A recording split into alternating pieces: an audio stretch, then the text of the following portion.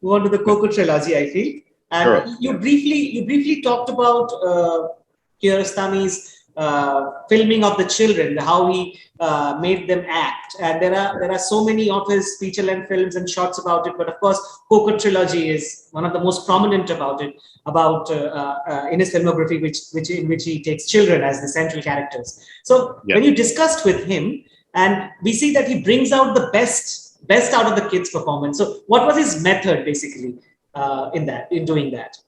Well, I think he would say that for him, the most important thing by far was casting, finding the right child for the role. And then once he found the child for the role, he just let the child inhabit the role and just guided him. But he didn't need to direct him very specifically like you might some actors. It was really type casting in a way, finding the right person that would be the one to represent what he saw in his mind as this character.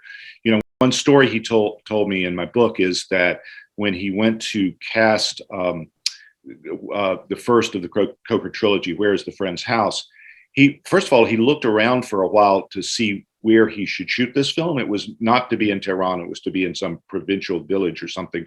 But the ones that he considered, a lot of them he disqualified because they had funny accents that people would laugh about if they saw them in a movie. But eventually a director friend steered him to this village of Koker, and he went there and he thought the village was perfect and that the people didn't have funny accents. So it was the place he chose. But then when he was looking for the characters in that place, he would always, cast people in the place rather than casting him in Tehran and bringing him to the thing. So he was looking around and he saw that there was this place where men were moving the dome of a mosque. So it was a lot of men trying to move this one big thing, and there were people watching them. And he saw this one boy whose expression, he said, was just like an expression of kind of wonder and disbelief and concern and worry. And he thought, this boy's face is perfect. So that's the boy he cast to play the main boy. And I think once he got that boy, and once, they sort of agreed that, he would play this character, Kiarostami let him go in the context of the story. He had to deal with the boy's parents. The boy's mother had only seen one film in her life. And in the film, a little boy was taken away from the family and never came back. And she was afraid that if her son acted in Where's the Friend's House, he would never come back. But they convinced her that he would come home, at the end of this. One thing I wanted to share, and thanks to you, you mentioned about the place, the Koker or Poshte, that place. When I watch the film, I kind of feel that I am a resident of that place. I feel that, from here you will have that zigzag road and there's a tree and then the olive trees. You feel like you belong to that place. I do not know how that feeling comes and how that impact he creates on, the audience. But you really feel, if someone asks me where is Poshte, I will be able to direct that person. It feels like I have been there. Yeah. So, and there's a very interesting point you talk about, that zigzag road. Yes. And it might have some relevance of its own. If you could talk about that, Godfrey. Well, it was something, it was a device that he came up with. That road wasn't there. He had it made. And, when I went up to Koker with him many, many years later, the zigzag road was still there. So there's a zigzag road with a tree on top. And I do think that this derives from some ancient Iranian iconography. But it represented, he said to me, it represents friendship. Well, I think it represents a lot of things. And if you go deeper back into Iranian mythology or literature or whatever, there's the story called the Parliament of Birds by Attar, a medieval poet. And it's a very, very, very famous poem in Iran. And there is in this poem, when the birds that are trying to reach this mystical goal go over this mountain, it's Mount Kaf. And I think that in a way, this mountain is Mount Kaf for Kiarostami's little Koker representation of this sort of quest. I mean, in Parliament of the Birds, it's a narrative that's based on a journey, and I think a lot of Kiarostami's films are based on journeys as well. And so there's a lot of things that this hill represents, and ultimately it's up to the viewer. But I think you could discuss it in terms of a lot of different things. It's sort of the way between the real world and the mystical world, or whatever. That idea too. And that that moment in the film when this kid runs out, after so much of discussions, pleading with his mother, and that music starts when he's running, that gives you goosebumps, isn't it? Yeah, it does. It does. He was very, very good about the use of music. He worked with composers. The music that's in Close Up, which is so beautiful and so important toward the end of the film, is actually music that came from his first feature, The Traveler. So it was not new, but it was music that he very specifically knew how he wanted to use. He was criticized by some in Iran for using Western music in some cases, like Vivaldi, for example. But he just said he took music from wherever he wanted it. He took jazz, he took it, used Persian music sometime, but he didn't feel bound by any sort of concept of music should come from where the film comes from. Yeah. Talking about continuing the discussion on Where Is My Friend's House, Yes. there are various sequences where we see that the adults in the movie continuously ignoring the child, the central protagonist, be the mother or the door tradesman. What do you think about it? Is it some sort of a subtext again in the Koker Trilogy or in that film? Well, I think that this element is something that you can see even in Kiarostami's very first film, a short called Bread and Alley, of older people ignoring the younger people, and the younger people being in their own reality, their own mental reality. And so it's interesting. I think that he is definitely registering something that struck him in Iranian society. And the fact that, for 10 years after he started making films at the revolution, he made films about children mainly. He said they were about children, not necessarily for children, because he was the head of what Iranians call khane-ye, which is an organization that the real title is the Center for the Intellectual Development of Children and Young Adults. And he was the head of the filmmaking division there starting in 1970, which is when he started making films. So most of his films in that first decade were made under the auspices of a khane-ye and involved children as subjects. So he spent a lot of time thinking about children and filming children. And I think that he was very interested in the child's world and how the child's world related to the grown-ups world. And in a lot of cases, it was a situation in which the grown-ups ignored or actually were mean to children, and the children having to react to that and create their own kind of reality. So I think this is something that you've identified that is an important kind of theme in his work, and is certainly there very prominently in Where's the Friend's House. But it also helps create a lot of the drama that's there. Is this boy gonna reach his goal, attain his quest, or is he going to be blocked by these uncaring and unsympathetic adults? The other thing, the motif that we see in Where Is My Friend's House, and it also kind of repeats across his filmography, is this old man. Yes. The old man coming. And I love that line from your article where you say, old man's flower in a school kid's notebook. So what do you think about this, this recurring motif of the old man in his stories? Well, that also begins with his first short film, Bread and Alley. There's an old man there. And this film is actually, there are a couple of old men. There's the old men that he sees going out of the village that, his grandfather, that are very unsympathetic. Yeah. And then there is this old man who's a carpenter, a woodworker, and all that, who he's kind of like a mystical figure, and it is a mystical figure that appears in a lot of literature of the guide, the guide, and there's so many sort of religious and philosophical and literary associations with this kind of character. But Kiarostami, makes him a very realistic figure, even though he has this function of guiding the child and helping the child realize his quest. So I do think it's, in essence, a kind of a mystical character, but very realistically grounded.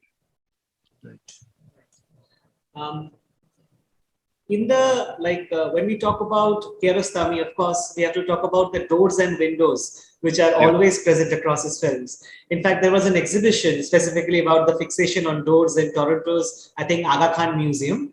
Yes. Did you ever discuss this recurring motive with Kiarostami, this obsession with doors and windows?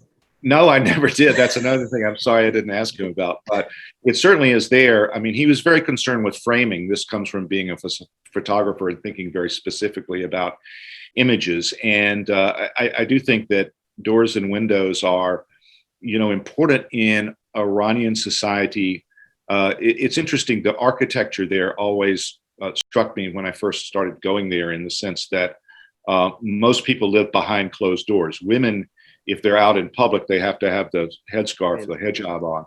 Whereas when they're indoors, they immediately take that off. So the doors and the windows separate elements of society and of culture and behavior more definitively than they do in other countries. I think other countries take doors and windows kind of for granted. They're looking out, they're looking in, they're going in and out, or whatever.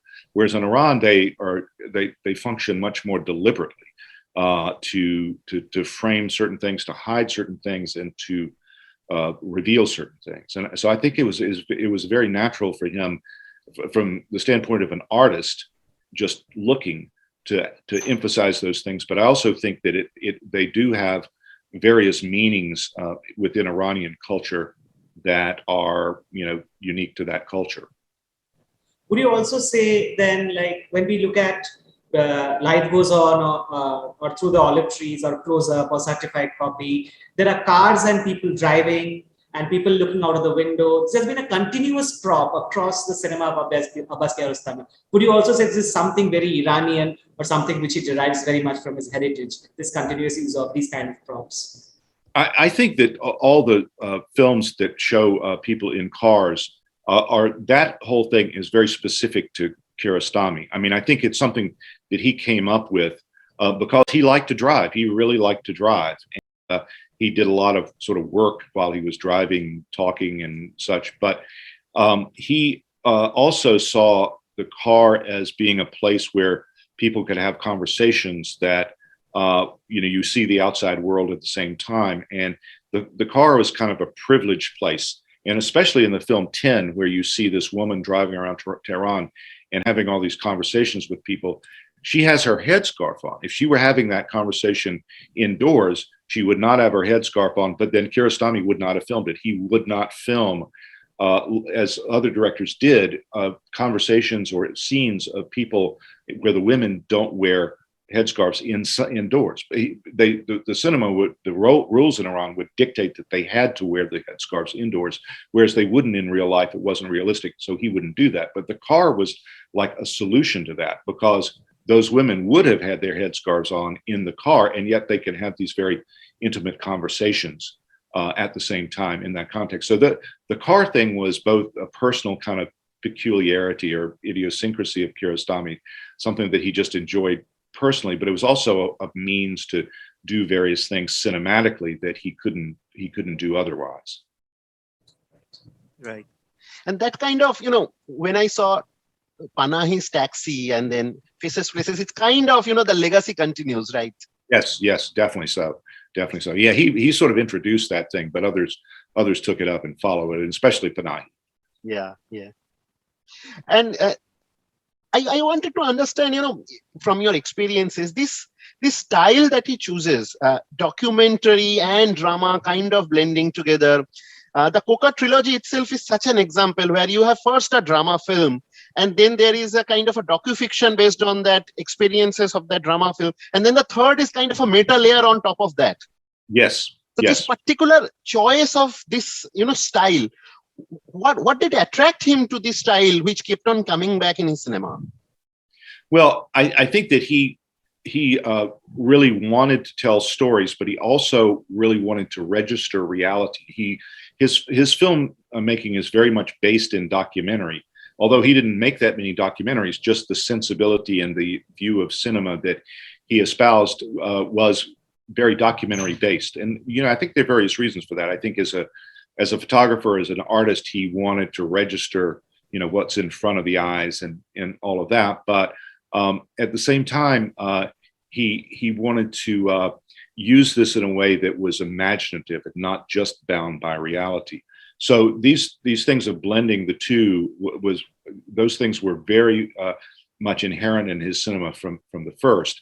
But then as he went on, he developed the relationship in various ways. I mean, Close Up was one of the first films I saw, and I was completely blown away by that because I'd never seen anyone using the blend of documentary and fiction in the way that he did in that film. And it's still, you still can keep studying that film and see all the complexities to the way that he was using it. But anyway, you mentioned the Koker Trilogy. And for those who don't know this, the first film was Where's the Friend's House? This story of a little boy trying to return his friend's notebook in this village of Koker, which is in the north of Iran. And that film was done in the late 80s. And then in 1990, there was this terrible earthquake that destroyed killed 50,000 people in that region. And Kiarostami went after the earthquake happened and went to that area to see if the children who had been Where's the Friend's House had survived. And then a year later, he was telling a story about that at a film festival in Germany.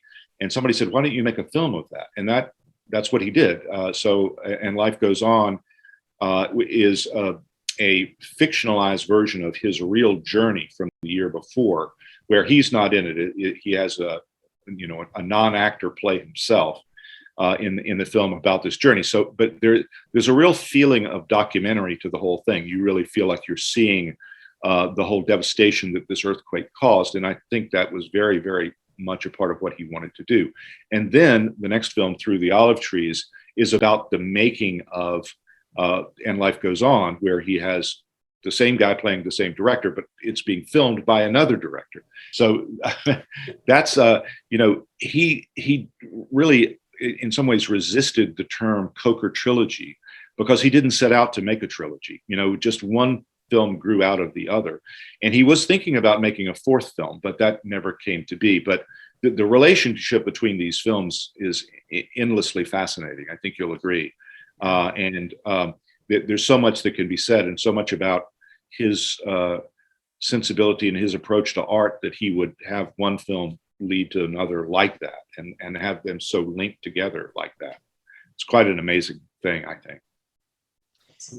Yeah, and it's it feels, as you mentioned, he was a poet in its heart, and particularly say for the olive, through the olive trees. I understand that the lady who plays this actress was actually not the lady who was there for the And Life Goes On, and it feels right.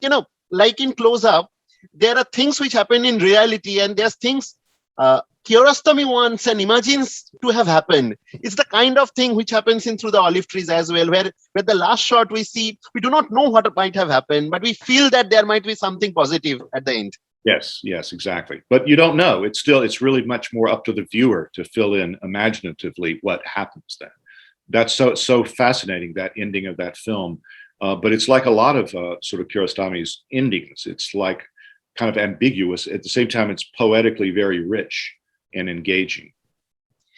Particularly all these three films, the end shots, the first one, I know what is supposed to happen, but it still gives me goosebumps when I see that page turn and the flower. Yeah. And the one in, And Life Goes On.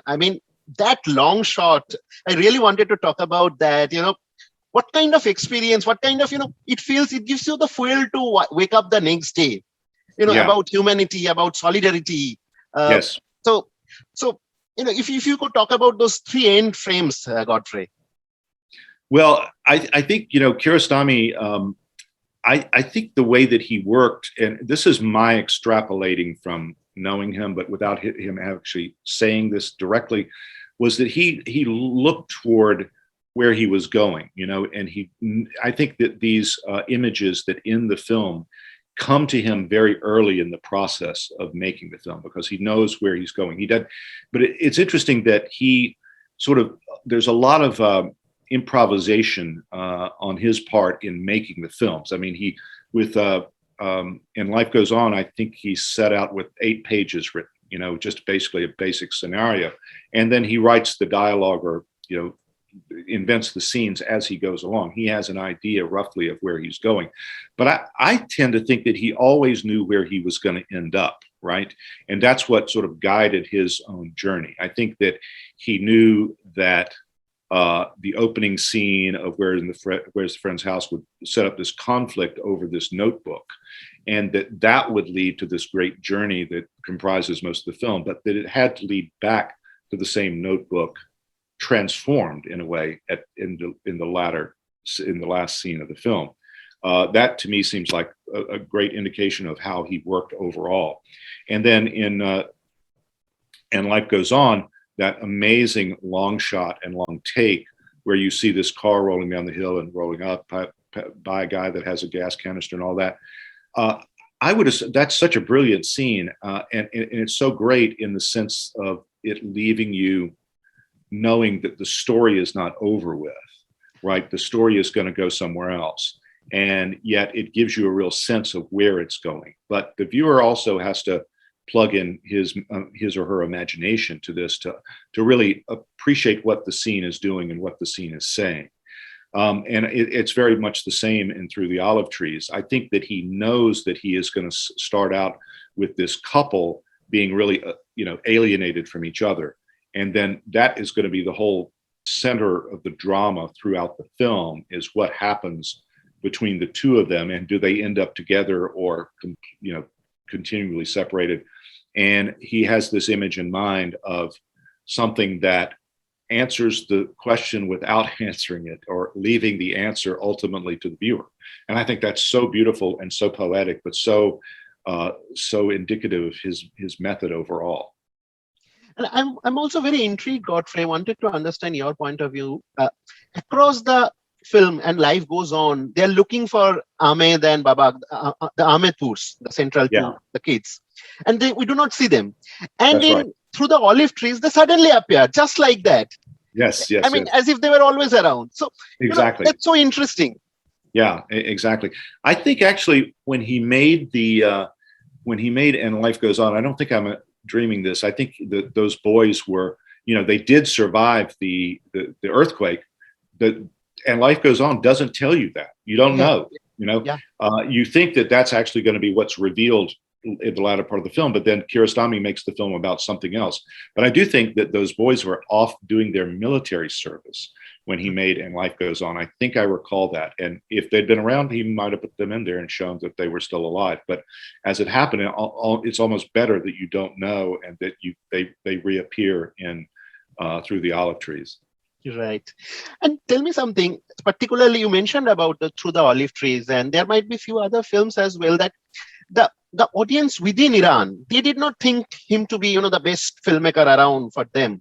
And they had so many problems with And Life Goes On. So, and he actually tried to answer a few of those criticism in Through the Olive Trees. But why do you think, they are not so appreciative as the whole world is? It's a good question. I think it's a complicated thing in a way, in that one thing that certainly factors in is that he was, Close Up got just sort of minimal festival exposure.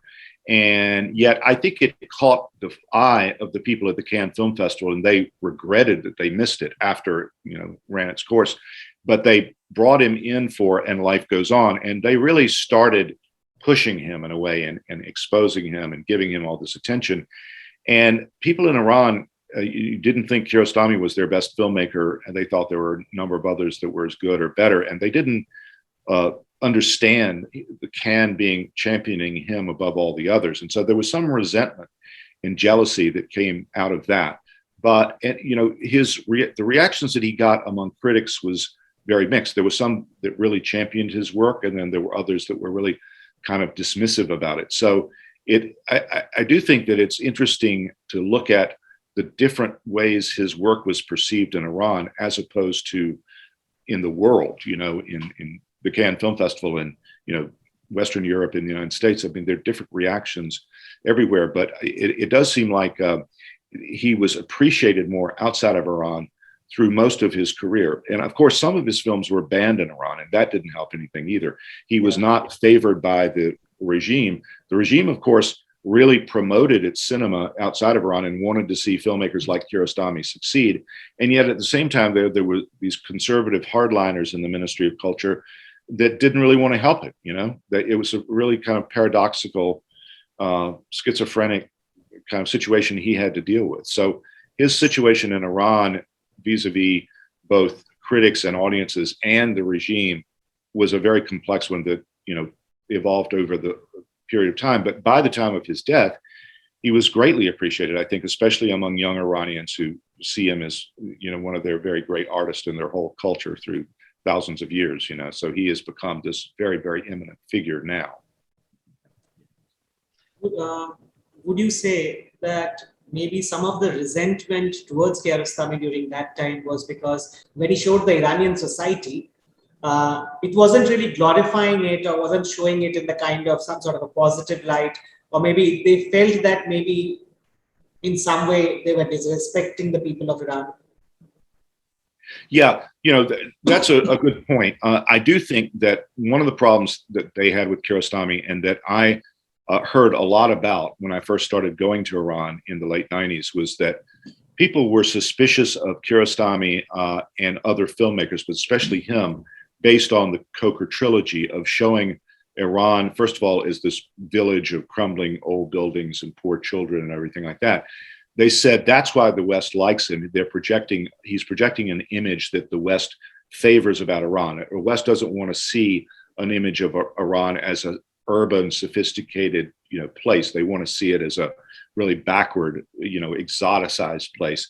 And so that's what they thought the appeal of Kiarostami was. They weren't thinking about the cinematic techniques or anything like that. They were looking at it as a depiction of the culture that they really didn't like. And some people thought Close Up was holding up Iran for fun or whatever, and then and Life Goes On and Through the Olive Trees also had the same kind of rural setting with poor people, and some people could have thought he was making fun of some of those characters and everything, but he wasn't making fun, and he had his own artistic reasons for placing those films where he did. And so I think those criticisms were very prominent at this time in the late 90s, when Iranian films were beginning to get a lot of international attention, and Iranians were kind of suspicious of what this attention represented. And there were lots of different points of view, but definitely people were suspicious of things that didn't show Iran as a modern cosmopolitan kind of place. Kiarostami's method is basically a realistic method, I think. And here we have something that is very unrealistic. I don't know what you would call it. I think it's a kind of poetic realism, which is, I guess, what Kiarostami was doing overall. But it's very jarring because it's dramatically something that we're not used to and is completely different and surprising.